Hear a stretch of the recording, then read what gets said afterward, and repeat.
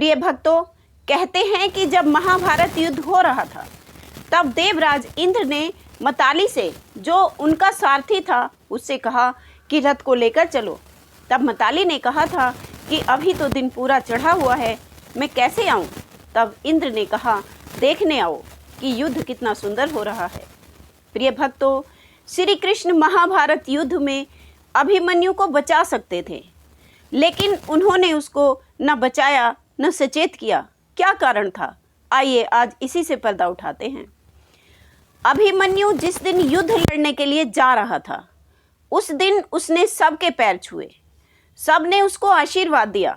युधिष्ठिर ने कहा, जीते रहो मेरे लाल। भीम ने कहा, जीते रहो मेरे बेटे। सहदेव और नकुल ने उसे गले लगाया और कहा कि जीते रहो। लेकिन जब उसने मामा श्री कृष्ण के पैर छुए, तब श्री कृष्ण ने उसे कहा, यशस्वी रहो।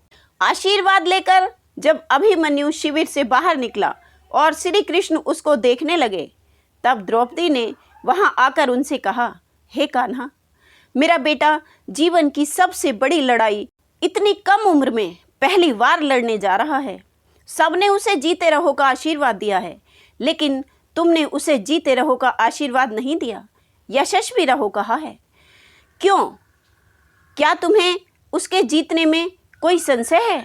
क्या तुम्हें युद्ध के परिणामों में कोई शंका है? तब श्री कृष्ण ने कहा, कृष्णा। श्री कृष्ण द्रौपदी को कृष्णा कहकर बुलाते थे। तब श्री कृष्ण ने कहा, नहीं कृष्णा, मैं नहीं जानता कि आज के युद्ध का परिणाम क्या होगा, परंतु मैंने जो शिक्षा अपने अभिमन्यु को, अपने भांजे को दी है, तो मैं ये दावे के साथ कह सकता हूँ कि महाभारत की इस रण में जीते या हारे कोई भी, लेकिन सबसे बड़े, सबसे उज्जवल योद्धा के रूप में मेरे भांजे अभिमन्यु का नाम ही लिया जाएगा।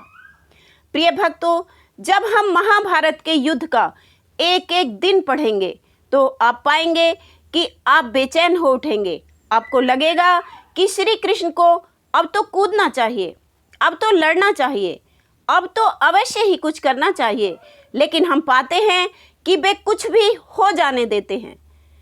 बात तब की है जब श्री नारायण हरि मर्यादा पुरुषोत्तम राम के अवतार बड़े ठाकुर के विदा होने के बाद, अयोध्या से साकेत पहुंचने के बाद ये योजना बनी कि अब छोटे ठाकुर को नीचे भेजा जाए। तब सारे देवी देवता, सारे नक्षत्र, सब के सब पृथ्वी पर चलने को आतुर हो गए।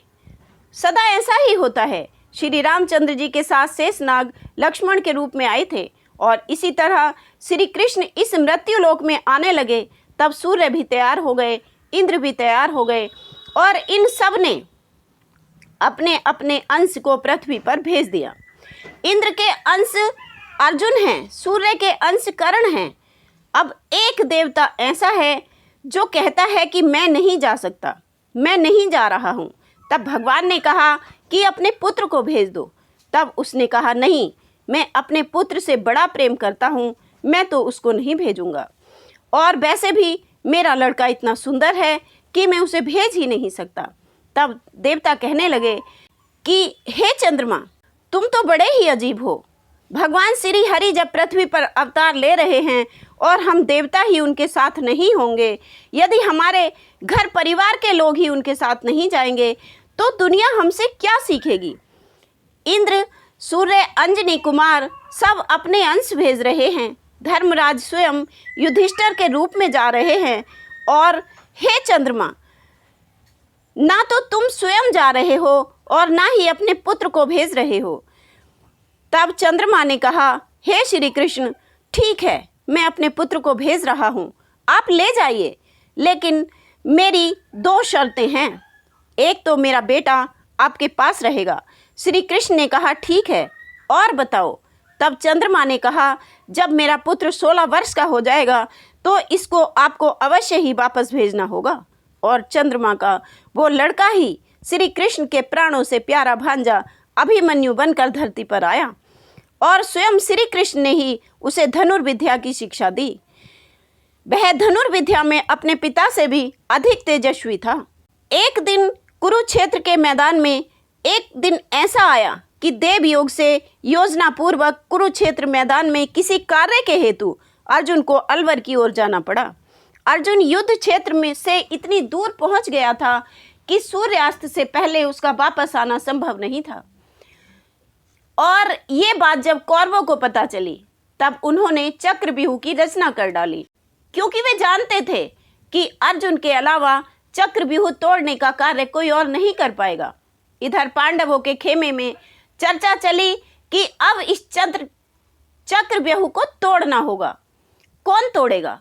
तब अभिमन्यु ने कहा, हे तातश्री, मुझे आता है चक्रव्यूह में घुसना, क्योंकि एक दिन जब पिताजी मेरी माताजी को ये विद्या सिखा रहे थे तब मैं गर्भ में था और मैंने ये विद्या सीखी थी, लेकिन मुझे चक्रव्यूह से बाहर निकलने का मार्ग नहीं पता, क्योंकि जब चक्रव्यूह से बाहर निकलने का कौशल पिता बताने लगे तब माँ सो गई और मैं बाहर निकलने की विद्या नहीं सीख पाया। तब सारे पांडवों ने कहा, कोई बात नहीं पुत्र, बस तुम चक्रव्यूह को तोड़ दो, निकाल तो हम तुम्हें लेंगे। महाबली भीम ने कहा, तैयारी हो गई। भगवान श्री कृष्ण चुप थे, किसी ने उनसे कुछ ना कहा, कोई सलाह ना ली। सेनापति धृष्टद्युम्न बने और सबने आज्ञा दी, अभिमन्यु पुत्र जाओ, इस चक्रव्यूह को भेदो, निकाल तुम्हें हम लेंगे। और इतिहास गवाह है कि अभिमन्यु ने चक्रव्यूह को तोड़ा और चक्रव्यूह के दूसरे दरवाजे पर ही पांडवों की सेना को बाहर कर दिया गया। अभिमन्यु बिल्कुल अकेला रह गया, लेकिन वह बड़ी वीरता के साथ लड़ा। लेकिन अभिमन्यु को घेर कर मारा गया। वो युवराज जो मात्र 16 वर्ष का था और अपने पिता की तरह धनुर्धर था, उसको घेर कर मारा गया। कौरवों की सेना के बड़े से बड़े योद्धा थे उस युद्ध में, जिन्होंने अकेले अभिमन्यु को घेर कर मारा। और तो और जयद्रथ ने अभिमन्यु के मरे हुए शरीर पर, उसके सिर पर अपनी लातों से प्रहार किया। और जब अर्जुन लौट कर आए और उन्होंने ये सब बात उनको पता लगी तब उन्हें बड़ा दुख हुआ। दुख इस बात का नहीं था कि अभिमन्यु युद्ध में मारा गया, क्योंकि वह क्षत्रिय था और योद्धा तो वीर गति को प्राप्त होते ही हैं, लेकिन उसे दुख इस बात का था कि मरे हुए अभिमन्यु को जयद्रथ ने लातों से मारा है।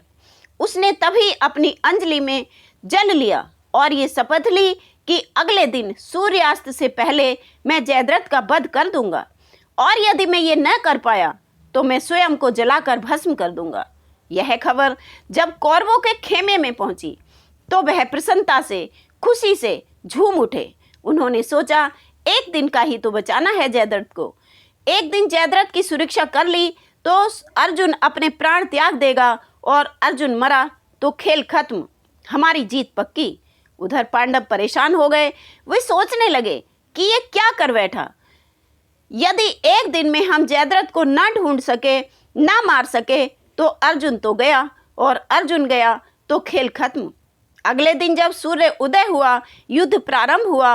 अर्जुन श्री कृष्ण युद्ध भूमि में आ गए और जयद्रथ को ढूंढने लगे, लेकिन कौरवों की सेना कोई छोटी मोटी सेना तो थी नहीं। पूरा दिन निकल गया, सूर्यास्त का समय होने को आ गया, लेकिन जयद्रथ अर्जुन को नहीं मिला। पांडवों में उदासी छा गई। अर्जुन ने अपना गांडीव गिरा दिया। अब पांडवों ने श्री कृष्ण की ओर देखकर कहा, प्रभु कुछ कीजिए, नहीं तो धर्म हार जाएगा, अधर्म जीत जाएगा। तब श्री कृष्ण ने कहा, चलो मैं कुछ करता हूँ। फिर श्री कृष्ण ने एक माया रची। उन्होंने बादलों को आदेश दिया और बादलों ने सूर्य को ढक लिया। पांडवों ने धीरे से कहा, ये क्या है कृष्ण? तब कृष्ण ने मुस्कुराकर कहा, माहौल बना रहा हूँ। और जैसे ही बादल सूर्य के सामने आए, सूरज छिप गया और उन अधर्मियों को लगा सूर्यास्त हो गया। अब तो कौरवों की खुशी का ठिकाना नहीं रहा और उन्होंने जयद्रथ को भी आगे कर लिया। प्रिय भक्तों, ये थी मूर्खता की पहचान। उसको जल्दी बहुत होती है, बड़ी चुल मची रहती है। और वैसे ही कहावत भी है कि विनाश काले विपरीत बुद्धि। अब वहाँ का सीन देखिए। जयद्रथ कौरवों की सेना में सबसे आगे खड़ा हुआ है। अर्जुन घुटनों के बल बैठा है, उसका गांडीव उसके पास में ही गिरा हुआ है। इतने में ही कौरव हंसने लगे, गालियां देने लगे, कहने लगे, तैयारी कर ले चिता पर चढ़ने की, क्योंकि अब तुझे मरना होगा। अब भगवान श्री कृष्ण ने देखा जयद्रथ सामने है और बस तभी बादल सूर्य के सामने से हट गए। सूरज निकल आया। अर्जुन भौचक्का होकर कृष्ण की तरफ देखकर बोला, ये क्या है माधव? तब श्री कृष्ण ने कहा, देखता क्या है अर्जुन, जयद्रथ तेरे सामने खड़ा है, गांडीव तेरे पास पड़ा है, सूर्यास्त में अभी कुछ क्षण बाकी हैं, अपनी प्रतिज्ञा पूर्ण कर ले। अर्जुन ने गांडीव उठाया, तीर चलाया और जैसे ही बाण छोड़ा जयद्रथ का सिर धड़ से अलग हो गया। जयद्रथ मारा गया। अब अर्जुन के मन में यदि एक ख्याल आता है कि जयद्रथ को उसने स्वयं ने मारा है, तो भले ही वह ये बात सोच ले कि जरूर उसी ने मारा है, लेकिन वो मार नहीं पाता अगर श्री कृष्ण माहौल न बनाते। तो कहने का मतलब है कि ये सब भगवान के बनाए माहौल का ही खेल है। जब वे चाहते हैं तब सब कुछ वैसा ही होता है जैसा होना चाहिए। तो प्रिय भक्तों, सच्चे सनातनी होने के यही लक्षण हैं कि वह सनातनी का साथ दे। इसलिए वीडियो को सब्सक्राइब करें, लाइक करें और कमेंट में जय श्री कृष्ण लिखना ना भूलें। राधे राधे।